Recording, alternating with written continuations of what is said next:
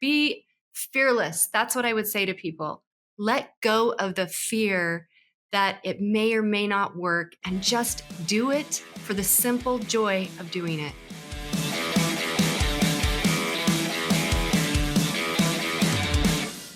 Sondra, welcome to the show. Hi, how are you? Good. I'm good. How about yourself? Great, thank you.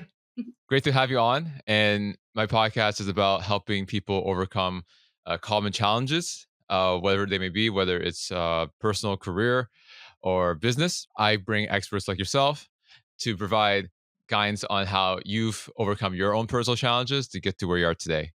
So, to start off with, why don't you tell us a little bit more about yourself and so my audience can learn more about you? Hi, my name is Sondra Harper, and I have recently written a book called The Four Attitudes: The Alchemy of an Open Heart and a Calm Mind.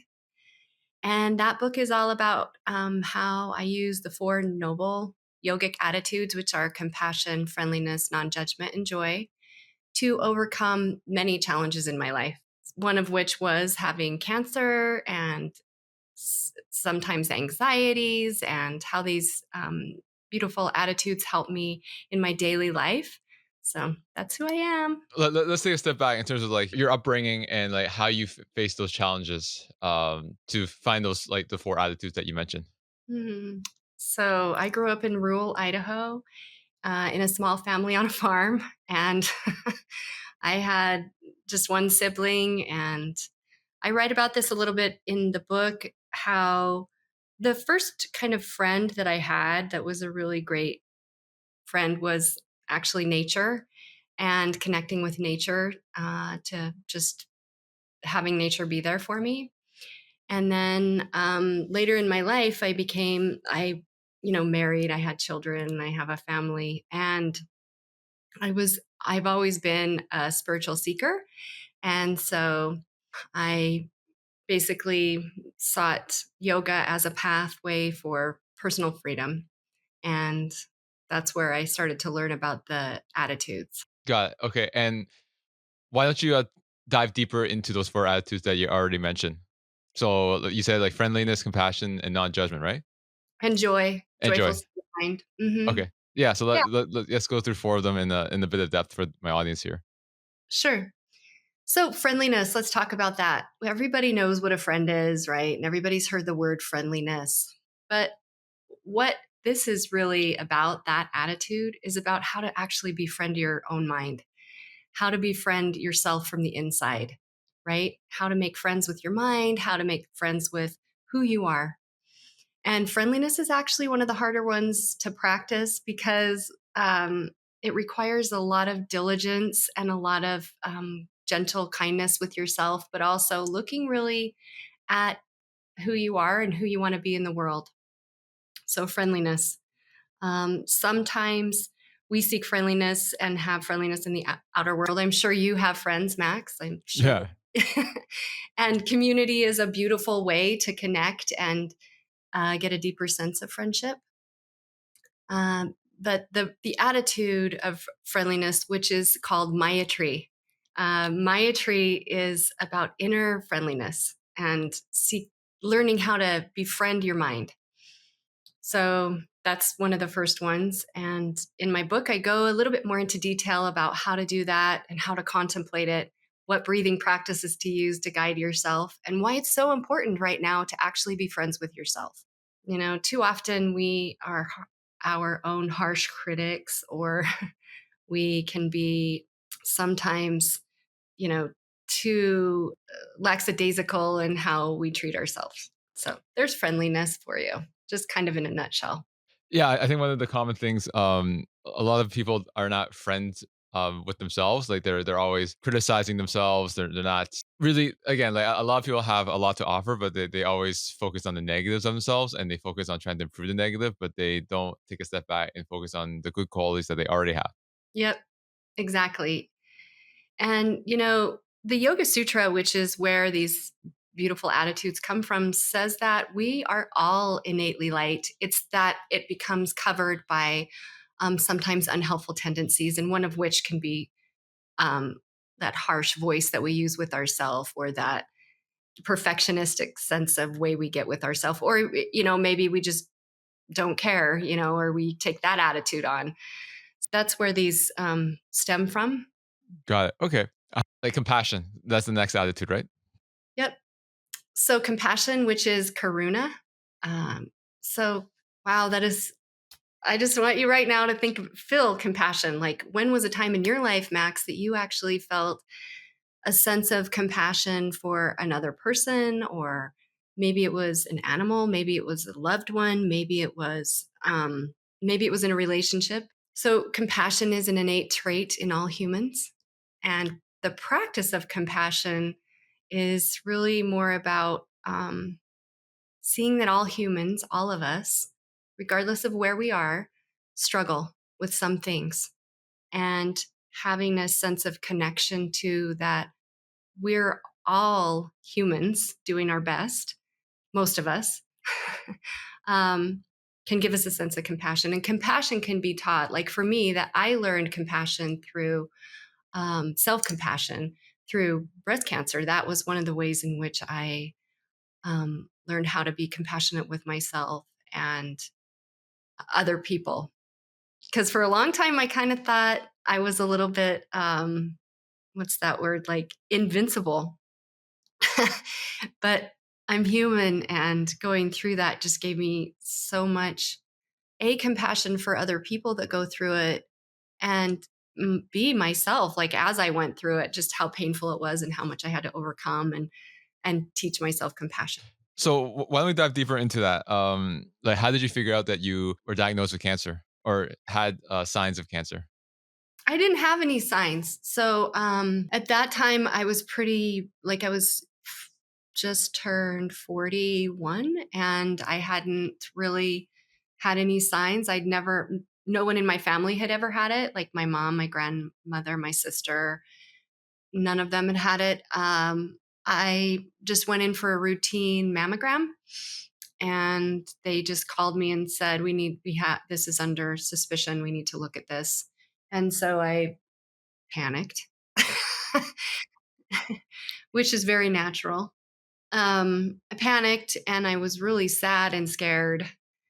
And then I went back in. They did some biopsy, and they said, "Oh, it's stage 0," which was a positive sign. But they said until we do the surgery, we won't fully know, if it had advanced in any form.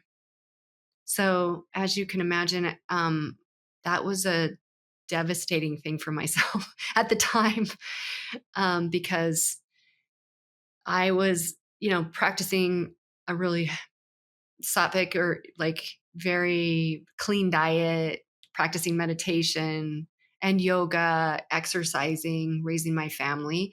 So to have that kind of a like slap in a way, um, was a huge thing to go through.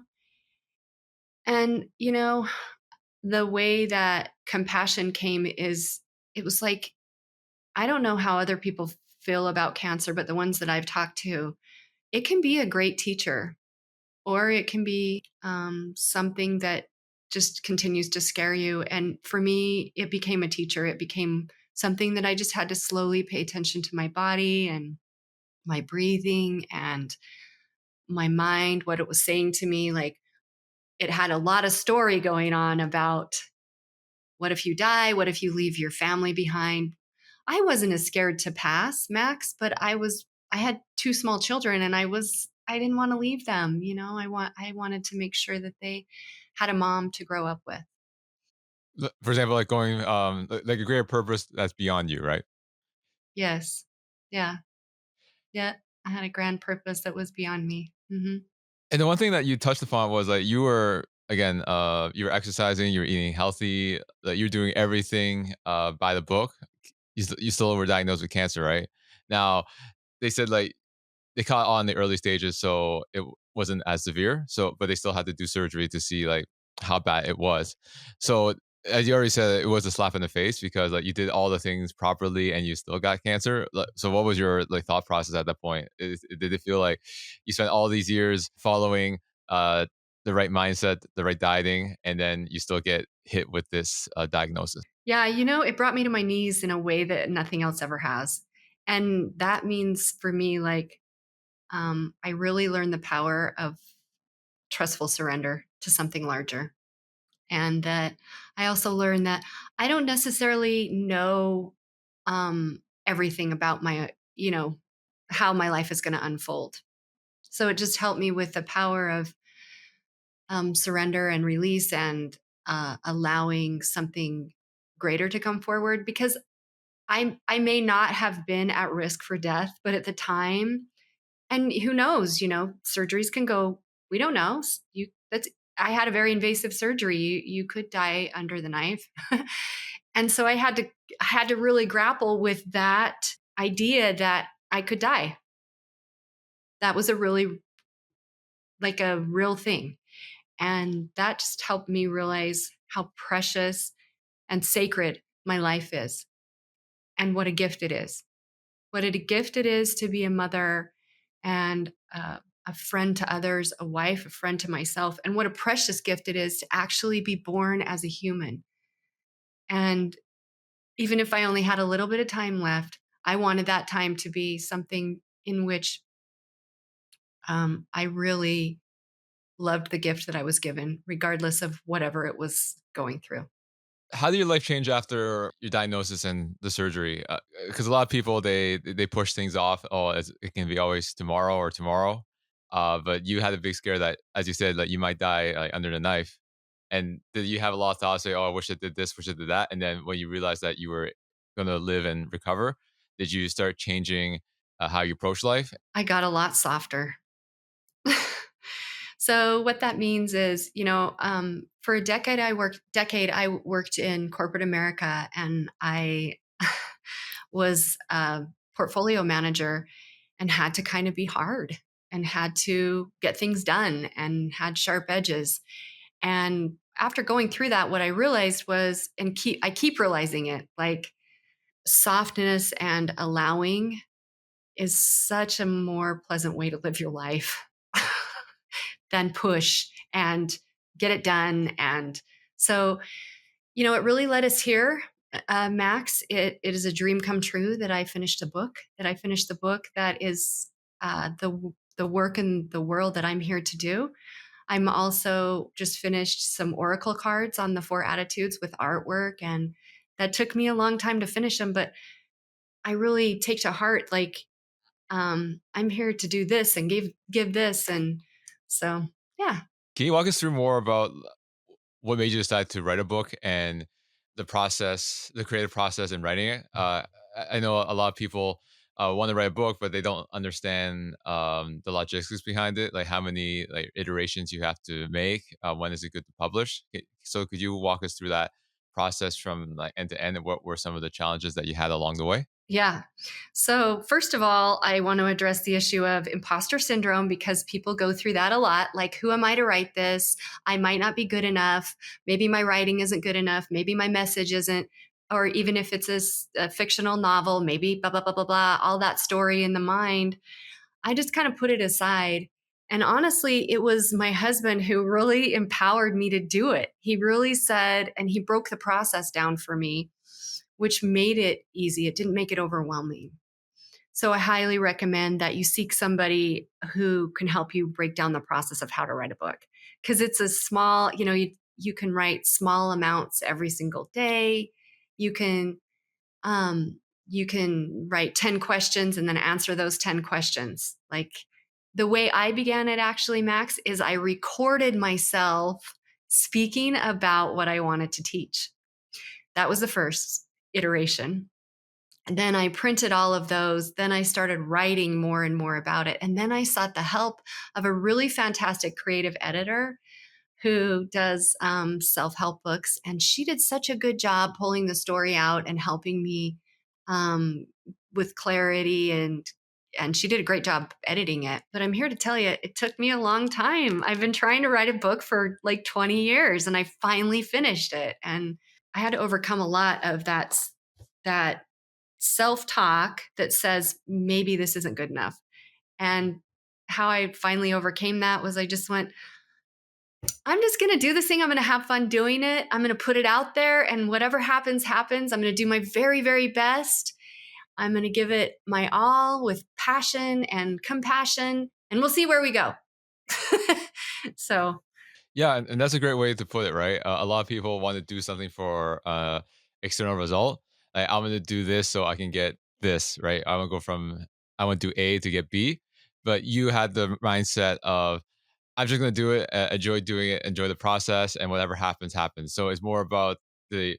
So you found the doing it more rewarding than what you would expect with the result. And that's not to say that you don't want the result. It's just that you were into the process and you enjoyed it. While a lot of people tend to want to do something for the sake of the result.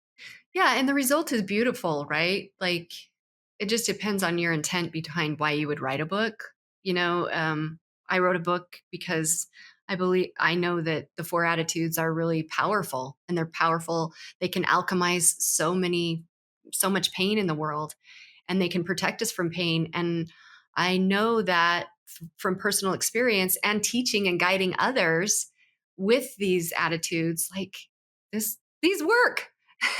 So that was my intention. And the result, I just feel like is not really my business.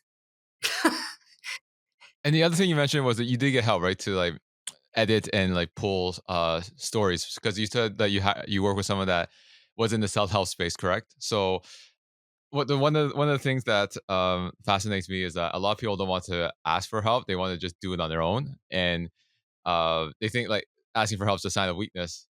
So, what's your thoughts on that? And how did you realize that? Okay, I do need some extra help to help me polish this book and create a book in a way that gives value to the world. Yeah. Well, I love what you just said, which was, people don't like to ask for help. Well, here's the thing: not one of us here on this planet live without help from other people, period. Let me just break that down for you. Like, you don't grow every ounce of food you have. And I want to presence this because it's really important to understand that we are all being served by others as we are serving others, right? So, that right there, just consider that you are always getting help, whether you're calling it help or not, right? Somebody is always helping you, like the food that you eat and the way that you're able to digest it, your stomach helps you with that, right? Or your friend comes, brings you beautiful food, or um, just help is always coming to you and you may not recognize it. So the word ask for help was, um, I guess I got to the point where it was like, it's good to ask because you can't receive something sometimes without actually acknowledging that you need to ask for it. And so I did. I went out and I just I put it out there like, I need a creative editor. I would prefer to work with a woman, and I had an intention behind it. And then the craziest thing happened. I was at the gym, I met this woman, and that is what she does for a living. I mean, so that's the power of asking. If you want to do it by yourself, good luck. You know what they say. If you want to go fast, go alone. If you want to go far, go together, right? Know that we are all doing things in service of each other and we are being served by others. So why not have it as a sense of like, it's okay to ask for help? Yeah, and the other thing you mentioned was like you met this person like at the gym, right? A lot of people are trying to build businesses just by staying at home and working on the computer. But yes, you could like reach out like on the internet, like DMs or email, but it's not the same as like networking in person. And you don't have to like go into like networking conferences. You just again build a lifestyle you want, and then people who are also doing the same type of lifestyle, you're gonna attract those same people, and then that's how you start building the tribe that works for you. Yeah, for sure. For sure. Like, I didn't know I would be sitting here with you today, and I'm so happy to be doing that. And like, I just put myself out there and you're like, yes. So I mean, see what I mean? Be fearless. That's what I would say to people. Let go of the fear that it may or may not work, and just do it for the simple joy of doing it and giving it, whatever it is, because that's really when it has um, that's when it has value, because there's not an attachment for you to get something. Now, that's a kind of a big concept, but at the same time, like, that's what I'm that's how I did it and how it worked. Being a fearless, so once the book was published, you always have to promote it, right? Whether it's going on podcasts like this or maybe doing public speaking. So how did you? I'm assuming there was some sort of fear in terms of like getting yourself out there to promote the book. So can you walk us through that process and how you overcome that? Well, I just decided that nobody's going to know about it if I don't say something. If I don't do, if I don't put myself out there, nobody's going to know. So here's this life's work that is coming from the deepest part of my heart. And if I don't open my mouth and do something about it, like that's kind of not right. I don't know. I guess I just decided like, what could really go wrong? I'm out there, I'm meeting beautiful people like you, and I'm, you know what I mean? People who are doing good work in the world, who want to help other people, and who want to give something that's of value that transforms other people's lives. Like, why not? Yeah, what's the worst that can happen, right? As they always say, what's the worst that can happen? What's the worst that can happen? And, I think so. The thing that I'm overcoming right now is just the know how. Like, I'm still learning how to do these things. So I'm new to podcasting, I'm new to publishing books, and just all the skill level that it's taking. That's teaching me a lot. Yeah, it's all So about the learning of process along the way. process it along the way and being willing, like I would say this to your audience too, like be willing to kind of mess it up. Be willing to get out there and be like, yep, I did my best and geez, that didn't do what I wanted. Let's do it again. Like just you have to be but in your own life, you have to be the person who holds that space that you can do it. And if you need other people to tell you you can do it, man, go find those people. Go find the people that celebrate you, whoever they are. Yeah, having a support network is essential. A lot of people, when they want to do something different, they always get criticism from their friends and family, and then they don't know who to turn to. So, like in your opinion, like how were you able to build your social network to push you to finish that book, push you to promote it, get yourself out there, push you to pivot to your career in this direction? Yep. So I am a student of the Himalayan tradition, and my teacher is Pandit Rajmani Tiganayat. They have a place in Pennsylvania. And so one of the like scariest things I did is I went to my teacher and to my community and said, I wrote this book. I would love your blessing, or and that was because those are the people that I am in community with, and they are my peers. And some of them have written bestsellers, some of them are world renowned. And so to go put myself out there in front of the people that I care the most about, that was a big thing. And gratefully, they received it with love and respect. And they also gave me good accolades. So I think that's important to put it out to people and I also think you need to be aware that if you're kind of in this chrysalis of like it's your first time to put something out, make sure the people that you ask opinion of have your back. They're not just people who are going to drag you down. So you have to be the one who decides that and makes that call. Absolutely. So we talked about friendliness and compassion, one of the two of the four attitudes. So let's continue on. Dive more into your book, your knowledge. So the third attitude is non-judgment. So why don't you walk us through that attitude and why that's essential as part of the four attitudes that you promote? Well, so non-judgment is a very powerful attitude to practice. And I would say it requires a lot more tended to effort than some of the other ones.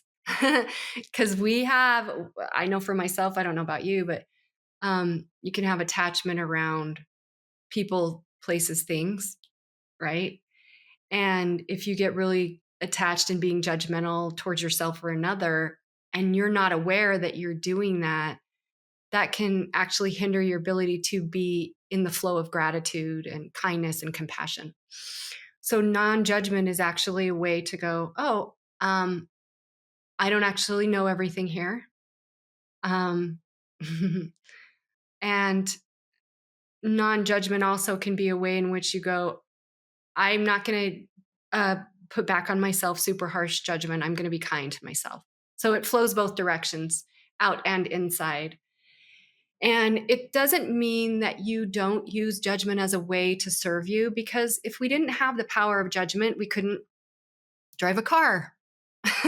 We wouldn't be here right now. We couldn't balance checkbooks. We couldn't take care of things the way that we need to. So judgment is very powerful. It's when it hinders you and it's something you do as a pattern that you become super harsh or critical or over judging or overly attached in a way that prevents you from growing. That's probably not a good use of judgment. Do you know what I mean? Like, I don't know how you are, Max, like using judgment in a way, but do you see what I mean? Like, judgment is good, but using non judgment as a way to free yourself from things is so powerful. So, It's okay not to know everything, right? Like as you mentioned, a lot of people they feel like they need to be the smartest person in the room, but that's actually worse because then you're not growing if no one is able to bounce ideas off of you and grow together. yep. Yeah. And I hope I'm never the smartest person in the room. I'm in big trouble. Or I guess I'd like to be the kindest person in the room, but then I'm like, maybe not. Maybe there's somebody else out there. Like, yeah, competitiveness is really good for us only when it's used in a way to help us grow. It's when we compete to become more than someone else in a way that's harmful that can hinder us. Yeah, I believe competition's good in certain aspects because I'm in the career coaching space and there's obviously other career coaches in the same space as I am. So competition's good because if they're doing something, I want to see if I can become better. But you want to make it like so aggressive that it no longer becomes a friendly competition. Now you're trying to like put them out of business. I think that's going too far. I think there's a certain you need competition to innovate, but you don't want to make it as something where it's like life or death situation because then it no longer becomes about the competition. It becomes about hurting that person. Yeah, exactly. And Max, who you attract and who your client is, there are almost 8 billion people in this world. And so I just see this as like, there's so many of us that who you attract is not going to be who that other career coach attracts. There is enough. And I think that when we become overly competitive and we want to beat somebody else, sometimes that's a lack model. That's a model that says, if I don't get this, then um, there's not enough. But there's almost 8 billion people here, Max, and who you resonate with and who you draw in, even to your podcast and as your client, like nobody else is going to do that the way you do it, and who you are in the world differentiates you from those other people. That's why I think like having your message differentiating makes a big difference. Yeah, exactly. There's always that mindset of scarcity and abundance. Like if you get angry that like your competition got a few clients and you got nothing, maybe the way that they resonate with those people are going to be different than you, right? So a common thing a lot of people do is like they try to copy their competition to get the same thing, but then you're not being authentic to yourself because you're just copying what works for them. So as you said, you have to have an authentic message that connects with your audience, and then you have your own niche, and then you can build from that instead of trying to like copy a formula that works for them, but it may not work for you. Yeah, exactly. Yep, exactly. And then the last attitude that you talk about in your book is joyful. So why don't you talk us through the last attitude that you promote in your book? So it's a joyful condition of mind, mudita. Um, so it's one of the four attitudes. Joy is innate to all humans. Like it's just it's a quality that we have. We are born with it. It's part of our inheritance. When we're not experiencing that joyful mind, it's because we have a lot of things that we are attached to, or we have, I like to call it like smoke in the mind. It's like too much stuff going on, right? So joy, I teach this in a meditation that I'm certified to teach called Vishoka. And Vishoka meditation is the state of sorrowless joy. So it's pretty simple, but it's using your body, breath, and mind and awareness to reach a point inside where joy is always present beyond your thoughts or your identities or your beliefs or any of those things. That is really what the Yoga Sutras speaking about, is a joyful condition of mind, that the mind can be innately joyful when it's trained and it can find that spark inside. Throughout your like journey from like your upbringing to now, can you walk us through like how you were able to incorporate all these four attitudes to become who you are today? Oh, wow. That's a big question. Well, first of all, I have amazing teachers. My teachers' love and blessings, I will never be able to repay back in this life.